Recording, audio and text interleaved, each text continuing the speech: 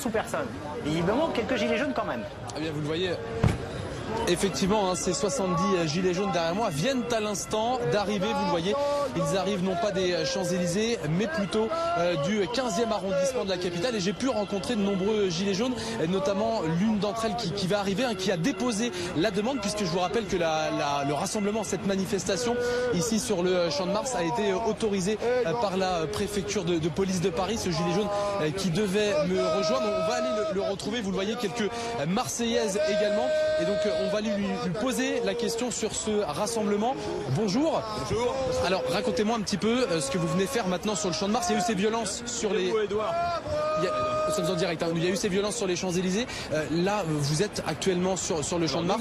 Nous sommes le Parti des citoyens européens, PACE, qui veut dire la paix, qui est un parti qui milite pour l'unité des Européens et qui a considéré qu'on ne pouvait pas laisser des gilets jaunes venir à Paris sans leur offrir un cadre légal. Donc c'est pour ça que nous avons fait une demande d'autorisation. La préfecture nous a autorisé à manifester ici.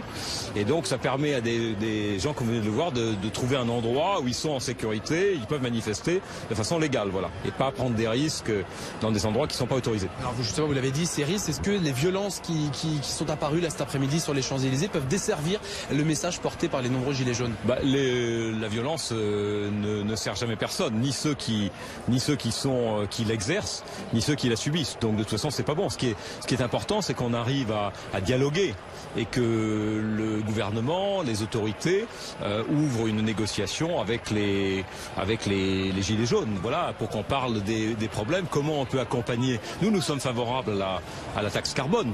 Donc la question, c'est de savoir comment on accompagne la transition énergétique par des mesures sociales et surtout comment on s'occupe de l'aménagement du territoire. On a abandonné depuis des années l'aménagement du territoire. Comment on redonne la vitalité aux villes moyennes. Moi, je pense à Hénin-Beaumont, je pense à Béziers, toutes ces villes qui ont basculé dans le Front National parce que ce sont des villes un peu à l'abandon et qui sont à proximité de très grandes métropoles comme Montpellier ou Lille qui ne pratiquent pas leur solidarité avec eux.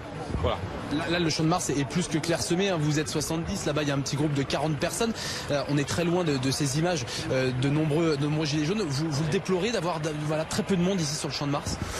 Écoutez, je crois que ce qui est important, c'est de porter des idées fortes. Après, que les gens soient éparpillés ou pas, c'est pas tellement important. Ce qui est important, c'est les idées qu'ils portent et leur volonté de dialogue et d'avancer dans la résolution du problème. La France est fracturée aujourd'hui. Il faut réduire cette fracture. Je veux dire, il faut rapprocher les gens.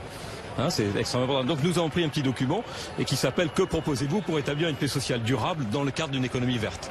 Voilà. Et par exemple, nous proposons la délocalisation de ministères dans des grandes métropoles pour donner de l'activité et qu'en échange, les grandes métropoles s'occupent mieux des villes moyennes qui les alentourent et du tissu rural. Très bien, merci beaucoup. Vous allez